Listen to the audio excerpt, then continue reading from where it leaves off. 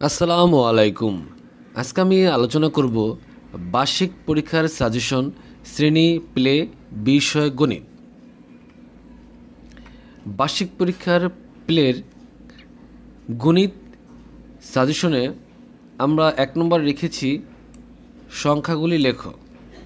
যেহেতু বার্ষিক পরীক্ষা তাই আমরা শেষের অংশটুকু অর্থাৎ ৬১ থেকে ১০০ পর্যন্ত সংখ্যাগুলি লিখতে দিয়েছি। এখানে আমরা ইংরাজি এবং বাংলা দুই সংখ্যাই দিয়েছি। নিচে তার উত্তরগুলো আমরা পাশাপাশি বসিয়ে দিয়েছি। এরপর আমরা ২ নম্বরে রেখেছি কথায় লিখো। কথায় লেখো থাকবে শুধু সংখ্যা, উত্তরগুলা সামনে লিখতে হবে। তা আমরা এখানে উত্তরগুলা সহ দিয়ে দিয়েছি। এরপরে আমরা ৩ নম্বরে রেখেছি আগে ও পরের বর্ণ বা অক্ষর বা শব্দ সংখ্যা লেখো। আপনি এখানে কথাও লিখে দিতে পারেন, মাঝে বা আগে কি হবে এভাবে শূন্যস্থান করে দিতে পারেন। তো আমরা এখানে শুধু সংখ্যা লিখো এভাবে তৈরি করে দিয়েছি। তো আমরা এখানে শূন্যস্থান আকারে আগের বর্ণ এবং পরের বর্ণ কি হবে সেই সিস্টেমে আমরা দিয়েছি।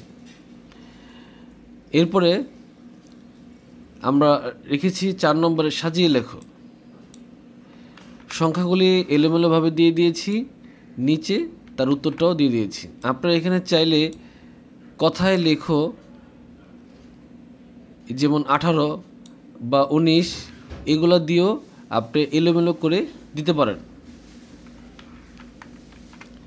এরপর আমরা রেখেছি ৫ নম্বরে খালিঘর পূরণ করো।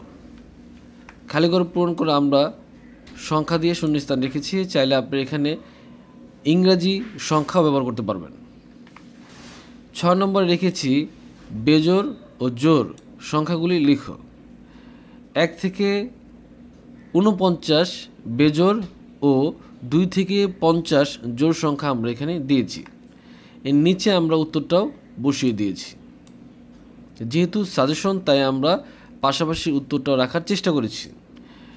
৭ নম্বরে দিয়েছি আমরা মৌখিক প্রশ্ন, অর্থাৎ সাধারণ যে প্রশ্নগুলো আছে সাধারণ জ্ঞানের সেই প্রশ্নের উত্তরটাও আমরা পাশাপাশি বসিয়ে দিয়েছি।